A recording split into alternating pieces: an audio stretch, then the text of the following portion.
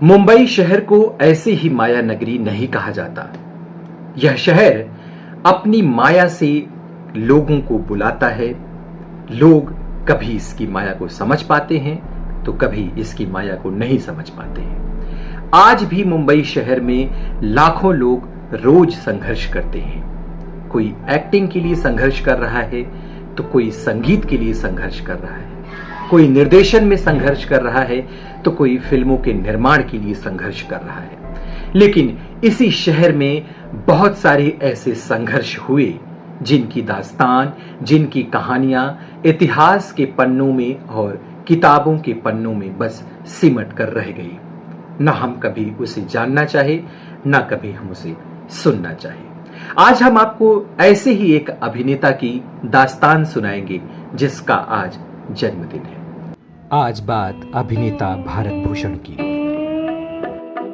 ओ दुनिया के रखवाले, सुन दर्द भरे मेरे नाले, सुन दर्द भरे मेरे। 50 के दशक में अपनी फिल्मों से स्टारडम पाने वाले अभिनेता भारत भूषण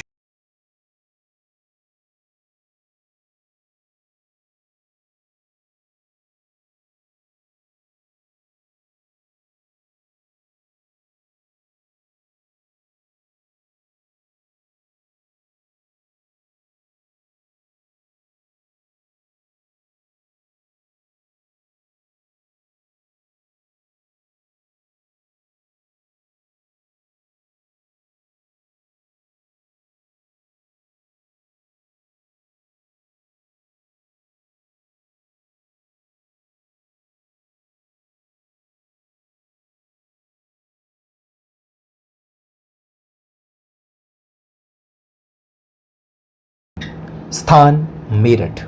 भारत भूषण का जन्म एक बड़े वैश्य परिवार में हुआ। वैसे तो उनका पैतृक निवास अलीगढ़ में माना जाता है, लेकिन उनका परिवार आकर के मेरठ में बस चुका था। हमेशा से फिल्मों में काम करने की जिजीविषा को लेकर के भारत भूषण मुंबई आए और अपने फिल्मी करियर की शुरुआत की फिल्म चित्रलेखा से। केदार शर्मा निर्देशित यह फिल्म 1941 में आई थी और इस फिल्म में भारत भूषण ने छोटी सी भूमिका निभाई थी। उसके बाद आई फिल्म भक्त कबीर, भाईचारा, आंखें, आनंद मठ और मां। इन सभी फिल्मों में अभिनेता भारत भूषण ने छोटे छोटे किरदार कर इंडस्ट्री में अपनी एक अलग जगह बनाई।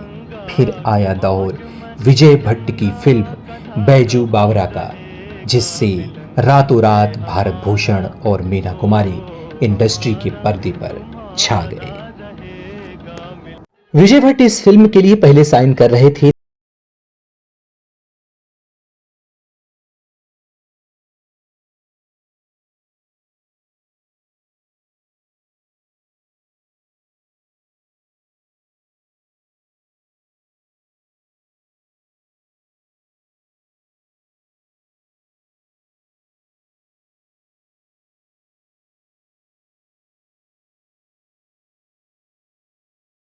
थी कि नौशाद ने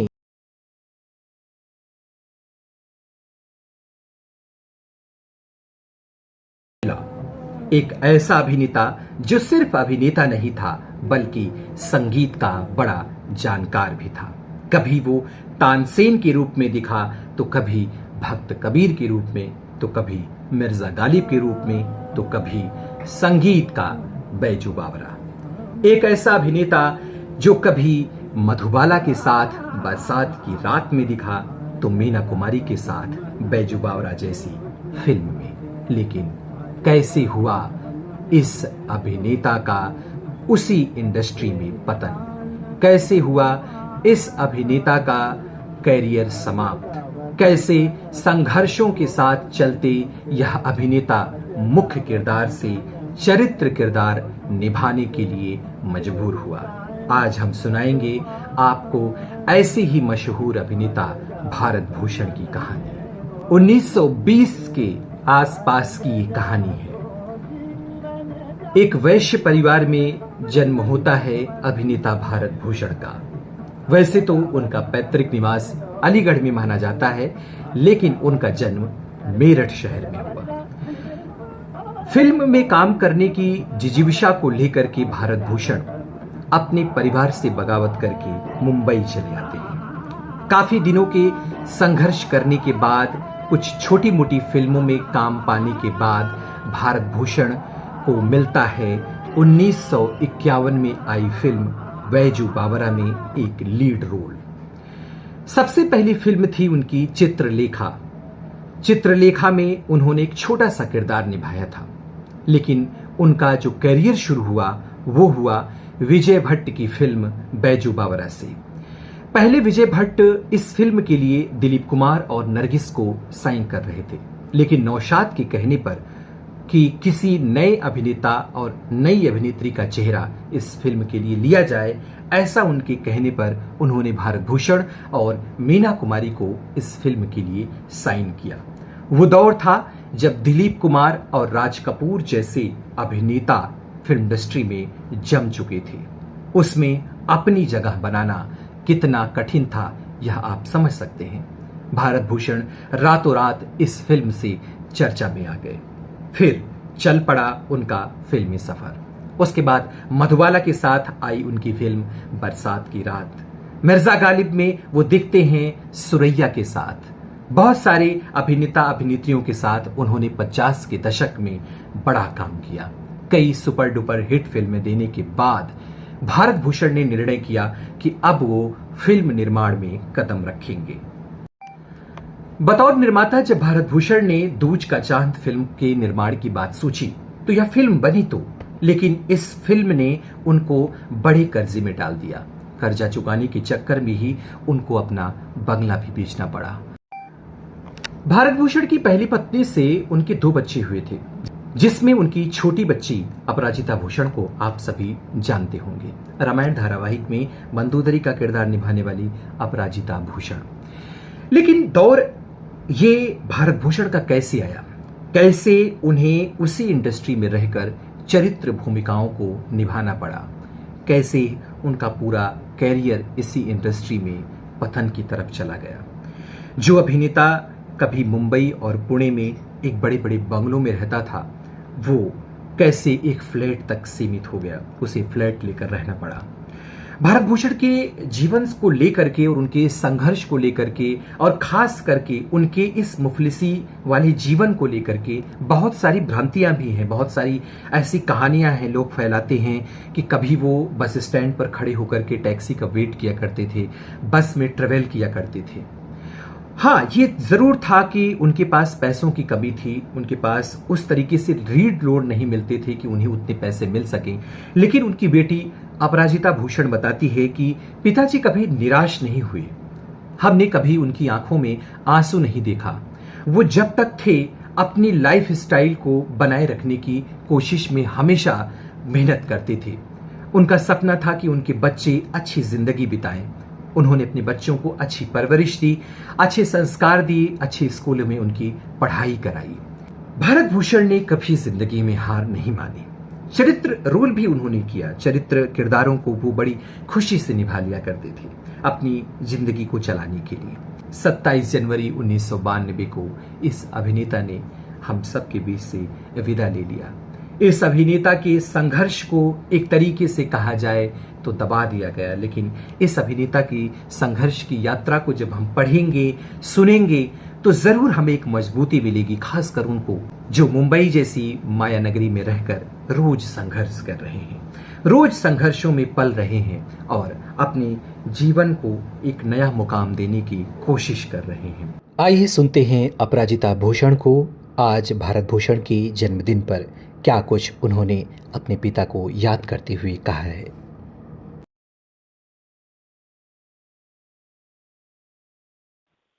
आज भारत भूषण जी का जन्मदिन है तो कई साल मतलब कह सकते हैं कि 30 साल गुजर गया उनको हम लोगों से विदा लिए हुए।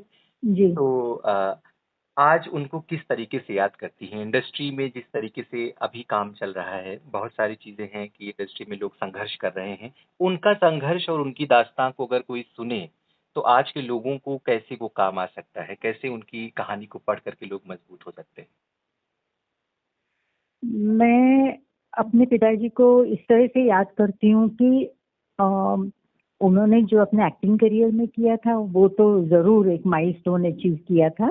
जी। और सब अलग अलग रोल करके, और जो उन्होंने मिर्जा गालिब, बैजू वावरा, तानसेन, बहुत सारी ऐसी फिल्में की थी जिनको भुलाया नहीं जा सकता। लेकिन उनका जो संघर्ष रहा इन हिज पर्सनल लाइफ, तो वो एक मिसाल जरूर है लोगों के लिए, आजकल के लोगों के लिए, जनरेशन के लिए, कि किस तरह से स्ट्रगल करके, मेहनत करके आगे बढ़ सकते हैं, और एक मुकाम जब वो हासिल कर लेते हैं, उसके बाद भी लाइफ के स्ट्रगल्स को किस तरह से फेस करना है। तो ये उनके लिए, ये सबके लिए एक बहुत बड़ा मिसाल है। इस मिसाल के साथ साथ मैं कुछ चीज़ें जानना चाहूँगा कि एक समय में जब आज के समय में देखा जाए तो इंडस्ट्री में जो फ़िल्में बन रही हैं, उनमें संगीत को लेकर के काफ़ी चर्चा का विषय बना रहता है। और यहाँ जहाँ तक मैं सही हूँ, क्या यह सही है कि जब भारत जी रहा करते थे मुंबई के बंगलों में, तो वहाँ पर भी उनके घर संगीत का जमावड़ा हुआ करता था, बड़े-बड़े संगीतकार, गीतकार और गायक उनके यहाँ आया करते थे? बिल्कुल बिल्कुल, वो तो उनकी जिंदगी थी। संगीत, किताबें, स्पिरिचुअलिटी, ये सब तो उनकी जिंदगी थी। तो हमारे सांता क्रूज के बंगले पे, बालीन के बंगले पे, मुझे याद है कि बहुत बड़े बड़े मुशायरे होते थे। पाकिस्तान के कव्वाल आते थे और कव्वालियाँ होती थी। फिल्म की बड़ी बड़ी हस्तियाँ आती थी उनके साथ बैठने के लिए। कुछ हस्तियों के और नाम जो शिरकत करते थे उस समय के बड़े नाम रहे हों? राज कपूर साहब आए थे, फिर साहिब लुधियानवी जी तो हमेशा उनके साथ होते ही थे, और निम्मी जी थी, मधुबाला जी थी, तो ये सब लोग, सुरैया जी थे, तो ये सब लोग मतलब जिनको संगीत का शौक था, वो हमेशा आते थे उनके मुशायरों में और भाग लेते थे उसमें। अच्छा, एक चीज़, तो आज उनके जन्मदिवस पर हम एक चीज़ और जानना चाहेंगे कि उनके साथ की जो अभिनेत्रियाँ रहीं और बहुत बड़े एक्टर्स भी चाहते थे उस समय कि वो उन अभिनेत्रियों को अपनी फ़िल्मों में लाएँ, जिनको बड़ी आसानी से भारत साहब अपनी फ़िल्मों में साइन कर लेते थे या उनके साथ काम कर लेते थे। मधुबाला जी हुईं, सुरैया हुईं, मीना कुमारी हम्म जी हुईं। हम्म हम्म तो इन लोगों का भी जो एक सफ़रनामा रहा, वो इंडस्ट्री में भी यही रहा कि जैसे भारत जी की ज़िंदगी की, वो तो संघर्ष के दौर को देखते हुए अपने जीवन में कभी उन्होंने हार नहीं मानी। लेकिन हम्म मीना जी और सुरैया की और इन लोगों की ज़िंदगी उनसे पहले ही समाप्त हो गई, ख़त्म हो गई। एक तरीके से कहें तो वो नहीं रहीं दुनिया में। हम्म तो ये कहा जा सकता है कि क्या भारत जी जब इतने स्टारडम को उस समय पा रहे थे, तो ये कहीं न कहीं लोगों की आँखों में किरकिरी जैसा तो नहीं बन गया था कि भारत जी का करियर खत्म करना है किसी तरीके से? नहीं, मुझे नहीं लगता है बिल्कुल, क्योंकि ये सब लोग जिनके साथ उन्होंने काम किया, चाहे वो मीना जी हैं, मधुबाला जी हैं, और उनके जो को स्टार्स भी रहे, देव साहब, राज कपूर, जी। दिलीप साहब, सबको, और स्पेशली उनकी जो हीरोइंस थी, मतलब काफी हीरोइंस, मतलब उनके साथ तो मेरी बातचीत भी हुई है पर्सनली, और उन्होंने हमेशा भारत जी को बहुत रिस्पेक्ट किया है, बहुत प्यार किया है, बहुत प्यार दिया है उनको और सम्मान दिया है। तो मुझे ऐसा बिल्कुल भी नहीं लगता है कि किसी के दिल में उनके लिए कभी कुछ मतलब नेगेटिव बात आई हो। और जी। वो, और ना ही मैंने भारत जी को कभी, मेरे पिताजी को कभी मैंने सुना नहीं किसी की बुराई करते हुए। हमेशा उनके मुंह से मैंने अच्छा ही सुना है सबके लिए। जी। मीना जी को लेकर के कि इसलिए जोड़ा जाना चाहिए मीना जी से कि उनकी ज़िंदगी भी बहुत कष्टदायक रही अंत समय में। और आपसे ही हम लोगों ने सुना था कि जहाँ पर भारत जी रहा करते थे, कुछ समय मीना जी ने भी उसी जगह पर समय बिताया था। तो हम्म कुछ वाक़या अगर उस समय का हो मीना जी के बारे में और उनके बारे में? हाँ, वो जब हमारे बंगले वगैरह चले गए, तो मुझे याद है कि बॉम्बे में एक जगह है कार्टर रोड, मतलब तो वहाँ पे एक बहुत, नौशाद जी का बंगला था वहाँ पे, राजेश खन्ना जी का बंगला था नजदीक, और वहाँ पे एक बहुत बड़ी बिल्डिंग थी, लैंडमार्क। तो उसमें हम लोग रेंट पे शिफ्ट हुए थे, जी। और we were on the 10th floor, हम लोग 10वें फ्लोर पे थे। 11 पे मीना जी का फ्लैट था, जी। घर था, और मुझे याद है कि 8th फ्लोर पे साधना जी रहती थी, जॉय मुखर्जी भी उसी बिल्डिंग में रहते थे। तो मीना जी से मेरी 2-3 बार मुलाकात हुई, जब आना जाना लिफ्ट में था तब उन्होंने घर पे बुलाया था। और ये बहुत अच्छा रहा उनके साथ बात करना। साधना जी से भी मैं मिली हूँ। जी। और वो तो वही मीना जी, वही सॉफ्ट स्पोकन, मुझे याद है बहुत जेंटल सॉफ्ट स्पोकन और बहुत प्यारी लग रही थी। साधना जी से जब मेरी मुलाकात हुई उस वक्त भी मैंने देखा कि ये सब जो पहले जमाने की हीरोइंस थी वो सब में एक नम्रता और एक रिस्पेक्ट और प्यार बहुत था। जी जी। हम्म। और भारत जी कभी मीना जी से अगर कुछ बातचीत करनी होती थी तो कैसे बातचीत किया करते थे उस समय वो? मिलते थे या फिर ऐसे ही? लैंडमार्क में मुझे लगता है वो बहुत, मीना जी अपनी लाइफ में बिजी हो गई थी और भारत जी भी अपने कैरेक्टर रोल्स में, और मतलब वक्त के साथ जो उनका भी स्ट्रगल चल रहा था, चैलेंज चल रहा था। फिर उसमें दूज का चांद हम लोगों ने जो बनाई थी वो ठीक नहीं चली थी। तो भारत जी के ऊपर इतनी जिम्मेदारियां थी और वो तो मुझे लगता नहीं उन्हें वक्त मिला था मीना जी से फिर से मिलने का। कम से कम मुझे जहाँ तक याद है तो मुझे ऐसा लगता नहीं है कि वहाँ पे उनकी मुलाकात हुई। जी जी। आज आपको अगर लोग सुन रहे हैं तो जैसा कि उन्होंने आपका नाम रखा अपराजिता, बहुत सोच हम्म। समझ कर रखा होगा कि उन्होंने कभी सोचा नहीं था कि उसी मुंबई में जहां उनका एक समय दबदबा था, एक समय नाम था, बड़ा स्टारडम था, हम्म। हम्म। उसी मुंबई हम्म। में उन्हें संघर्ष के वो दिन देखने पड़ेंगे। और निश्चित तौर पर संघर्ष आपने भी अपनी ज़िंदगी में बहुत किया, तो कहीं इन सब चीज़ों को सोच कर के आपका नाम उन्होंने रखा अपराजिता। आज के समय में संघर्ष करने वाले लोगों को आप क्या कहना चाहेंगे? मेरा नाम जो उन्होंने रखा था, ये बड़ी अजीब बात है कि मैं तब पैदा भी नहीं हुई थी और अच्छा। मेरी माँ का नाम सरला जी था, जो हाँ। मेरी रियल पहली मदर थी, जो मेरी रियल मदर थी। तो मेरी बड़ी बहन अनुराधा तब 2.5 साल की थी। तो दोनों में बातचीत चल रही थी, तो मेरी मदर ने पूछा कि अगर फिर से लड़की होगी तो क्या नाम सोचा है। तो उस वक्त सत्यजीत रे जी की एक फिल्म आई थी अपराजितो। तो मेरे पिताजी ने कहा कि फिर हम उसका नाम अपराजिता रखेंगे। तो ये मैं कभी कभी इस बारे में सोचती हूँ तो मैं हैरान रह जाती हूँ कि ये नाम उनके जहन में कैसे आया, और ये नाम उन्होंने मेरा तभी रखा था। और सच में अपराजिता का जो मीनिंग है अनडिफीटेबल, मतलब जिसको हराया नहीं जा सकता है, बिल्कुल। अनकॉन्करेबल। तो भारत जी भी ऐसी रहे और मेरी जो संघर्ष रही लाइफ में, तो आज कभी भी मैं अपने आप को थोड़ा सा भी कमजोर अगर कभी महसूस करती हूँ तो मुझे याद आ जाता है कि नहीं, मैंने अपने नाम के हिसाब से मेरी जिंदगी जी है जो मेरे पिताजी ने दिया।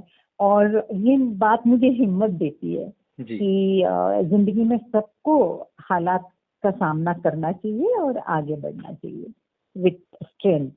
बहुत बहुत शुक्रिया मैम, आपने आज उनके जन्मदिवस पर इतनी बढ़िया बातें हम लोगों से साझा की। बहुत बहुत शुक्रिया। जिंदगी भर नहीं भूलेगी। निश्चित तौर पर भारत भूषण भी हमारे ख्यालों से, हमारे जहन से कभी दूर नहीं जाएंगे। फिल्म चैतन्य महाप्रभु के लिए उन्हें फिल्म फेयर अवार्ड से नवाजा जा चुका था। निश्चित तौर पर भारत भूषण के अभिनय और उनके संघर्ष की दास्तां हम सभी के लिए प्रेरणादायी होगी। आज उनके जन्मदिवस पर हमने भेंट किया भारत भूषण के जीवन से जुड़े कुछ अनसुने किस्से। जुड़े रहिए रंजन टीवी के साथ। मुलाकात की रात जिंदगी भर नहीं भूलेगी।